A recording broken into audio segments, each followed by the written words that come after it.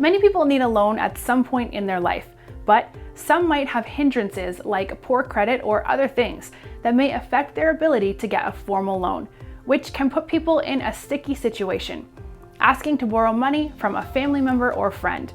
This very common occurrence can put two close people in a difficult position. You see, sometimes these loans are paid back and other times they aren't, which can lead to big rifts in long-standing relationships. And after handing over funds, the lending party usually feels left out in the cold without any structure or binding promises to pay.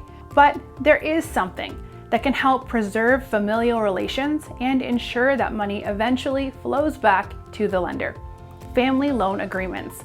A family lending agreement or a personal lending agreement, if you're not related, is a legally binding document between a lender and a borrower that sets up a payment structure on a loan. Though it may seem a little strange to ask family members to sign an agreement, many experts suggest making the process as formal as possible. When an agreement is written out, it helps to safeguard the transaction, and ultimately, it can actually help preserve relations between people we've known for most of our lives. Now, you might be asking yourself, why does the agreement need to be written?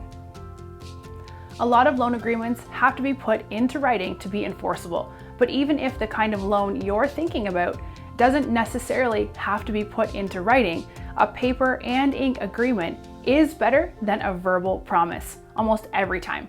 The value behind written agreements is preventing disputes from springing up in the first place.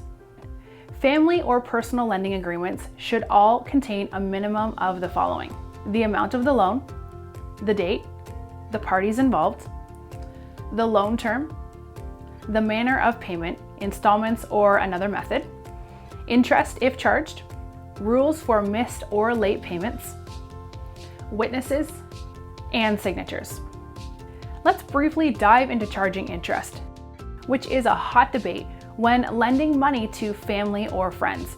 That same feeling that makes people reluctant to write down an agreement for a loan to friends or family may make them hesitant to charge interest, but there may be reasons to do so. Money that is loaned without interest could be earning money if put into another use, even if it's just sitting in a savings account.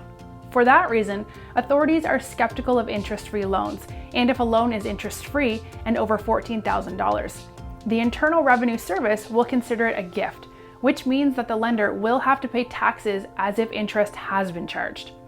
However, whether or not you decide to charge interest can depend on a lot of variables.